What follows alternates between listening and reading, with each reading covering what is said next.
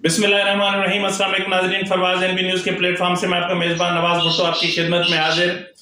नाज़रीन, सबसे पहले इन्ना लिल्लाहि व इन्ना इलैहि राजिऊन, ये मैंने इन्ना लिल्लाहि व इन्ना इलैहि राजिऊन इसलिए पढ़ा कि हमारे मुल्क से इंसानियत का जो है ना उसका इंतकाल हो चुका है, इंसानियत मर गई है। यहाँ पे सिर्फ लोगों के एक रेवड़ हैं और बेलगाम रेवड़ हैं जो दंदनाते फिर रहे हैं, जो ना तो किसी मासूम की इज्जत को देखते हैं और ना ही इबादत गाहों को देखते हैं।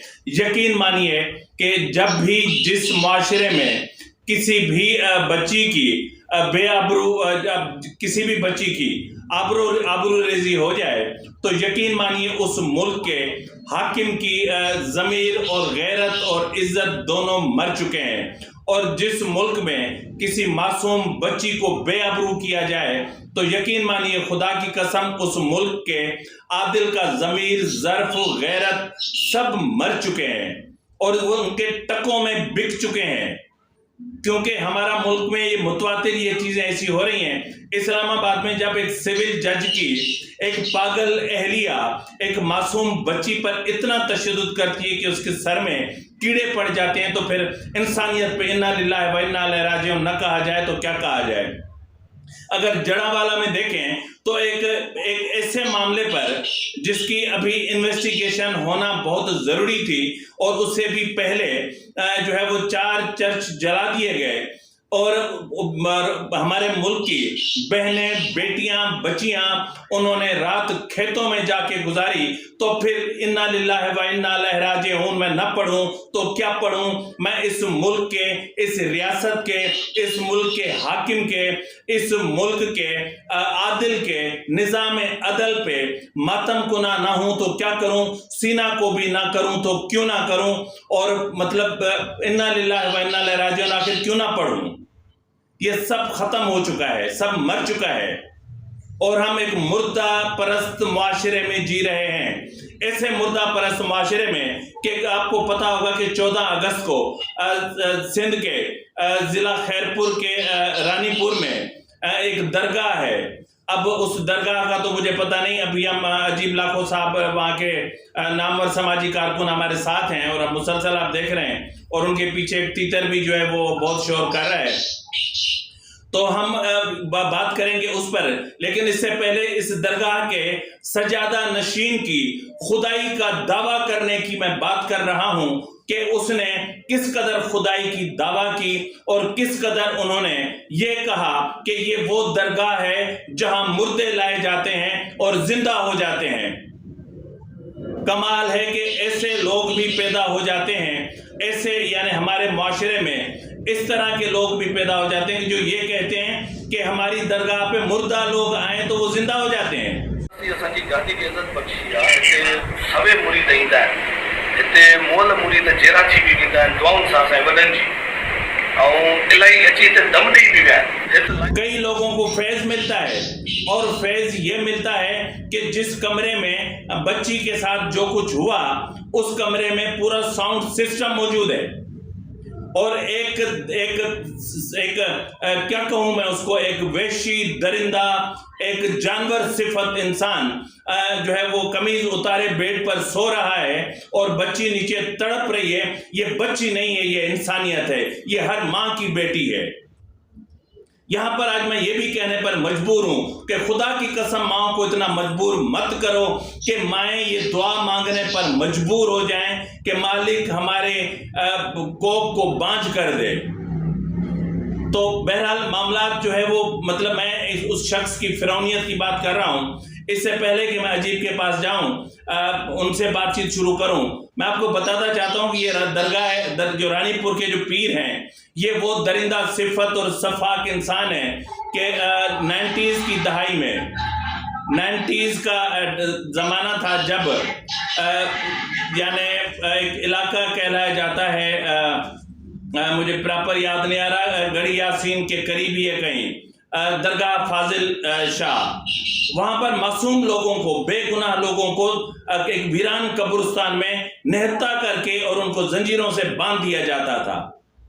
ये हैं वो लोग جو مذہب کے نام کو بدنام کرتے ہیں. بہرحال فاطمہ جس کی عمر کا ابھی میں کچھ نہیں کہہ سکتا، وہ تو عجیب صاحب ہی بتائیں گے یہ تمام واقعہ کیا ہے.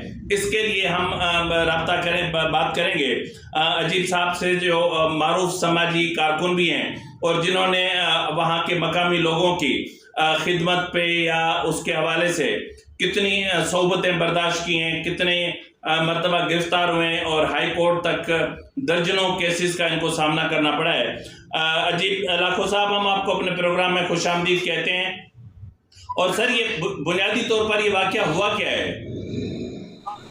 یہ رانی پور تھانے کی ایریا درگاہ جہاں اسد شاہ کی حویلی ہے.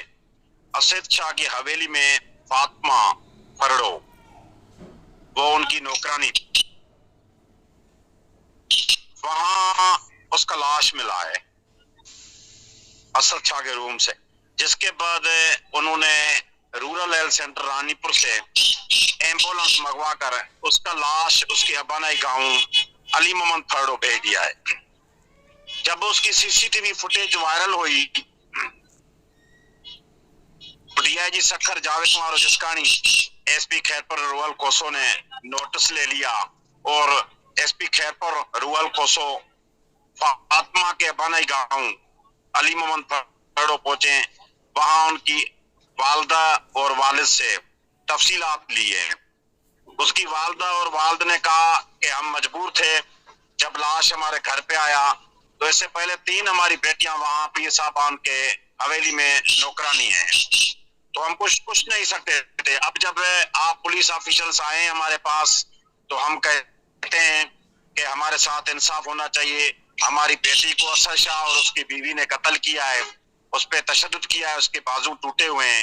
جس کے بعد ایس پی خیرپور رول کوسو ان کو اپنی گاڑی میں بٹھا کر خانوان ڈسٹرکٹ نوشہر و فیروز سے رانی پور تھانے لے آیا.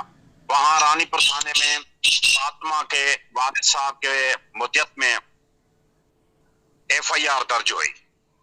اس کے بعد اسد شاہ کو گرفتار کیا گیا. گرفتاری کے بعد اسد شاہ کو مقامی عدالت میں پیش کیا گیا، یہاں 4 دن کا ریمانڈ ملا.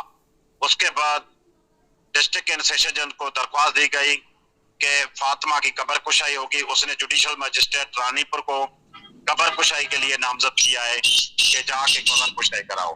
غفلت کے الزام میں ایس پی رول کوسو نے ایس ایچ او امیر چاند کو گرفتار کیا ہے اور جو ڈاکٹر ہیں عبد الفتاح میمن اس کو بھی گرفتار کیا ہے. جی سر، جو ویڈیو ہم نے دیکھی ہے، جو ویڈیو اس وقت اسکرین پر بھی موجود ہے، اس ویڈیو میں آسانی سے دیکھا جا سکتا ہے کہ بچی کے جسم پر یا قمیض نہیں ہے یا پھر لگ ایسا ہی رہا ہے. اور دوسری بات یہ کہ ایسا کون سا شخص ہوگا جو اپنے ذاتی بیڈ روم میں سی سی ٹی وی کیمرے لگائے گا اور وہاں پر اصل تو کرائم یہ ہے کہ لڑکی کو اس روم میں بٹھایا کیوں، جہاں پیر نے اس کو بلایا کیوں. پہلے تو جرم یہ بنتا ہے جو اسد شاہ کا جرم ہے. اسد شاہ نے یہ کہا ہے کہ میں نے نہیں مارا ہے. کیوں گئی؟ جب وہ پیر دیکھ رہا ہے تو وہ تڑپ رہی ہے، پھر 2 لڑکیاں آ رہی ہے، وہ کھڑی ہوتی ہے، پھر پیر دوسرے بیڈ سے اٹھ کے ان کو بچانے کی کوشش کرتا ہے. بہت شکریہ عجیب لاکھو صاحب. ناظرین، جس طرح آپ نے عجیب صاحب کی باتیں سنی کہ ایکچوئل واقعہ ہوا کس طرح ہے، لیکن یہاں پر سوال کئی پیدا ہوتے ہیں. سوال یہ پیدا ہوتے ہیں کہ ایک مطلب کون شخص ہے جو اپنے پرسنل بیڈ روم میں سی سی ٹی وی کیمرہ لگاتا ہو. یعنی یہ تو وہ شخص ہی لگا سکتا ہے جو شوقین ہو عیاشی کا، اور وہاں پر خواتین کو یا لڑکیوں کو بلایا جاتا ہو، پھر ان کے ساتھ رنگین راتیں منائی جاتی ہوں، اور اس کے بعد پھر وہاں کی سی سی ٹی وی جو فوٹیج ہیں وہ ان کو بلیک میل کا ذریعہ بنایا جاتا ہو. یہ تو اسی طرح کی چیزیں ہو سکتی ہیں. اور باقاعدہ جس طرح روم میں پورا ایک ساؤنڈ سسٹم پڑا ہوا ہے، وہ ایک سوالیہ نشان ہے کہ وہاں پر جو ساؤنڈ سسٹم ہے وہ ساؤنڈ سسٹم محض اس لیے ہے تاکہ وہاں پر میوزک چلا کر کے اور محفل رقص کی جو ہے وہ بھی چیزیں ہو سکیں.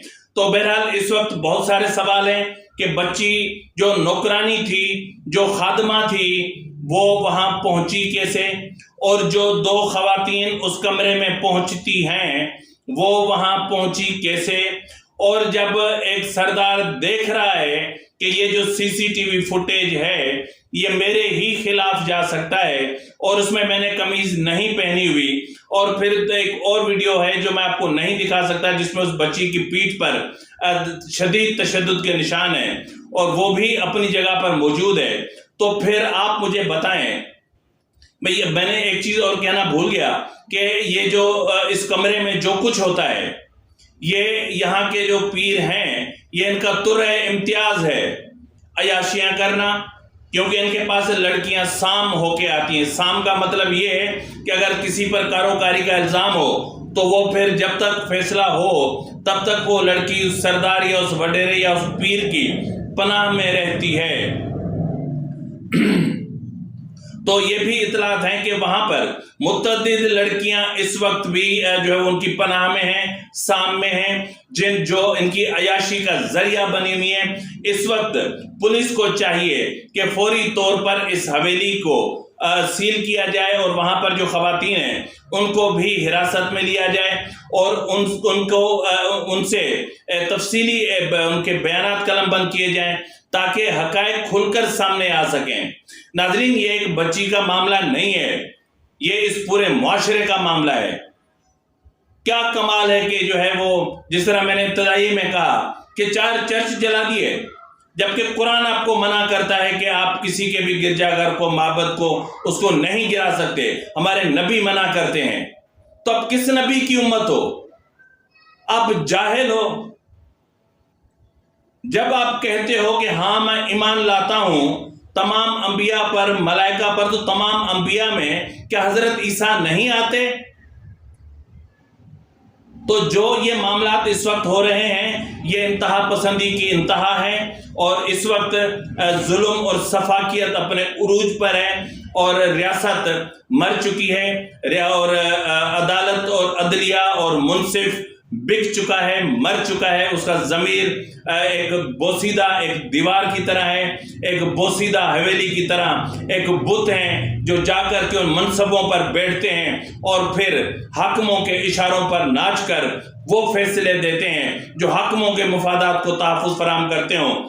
کیا بات ہوئی کہ رضوانہ کے معاملے پر 184(3) کے تحت جو ہے وہ سو موٹو نہیں لیا گیا؟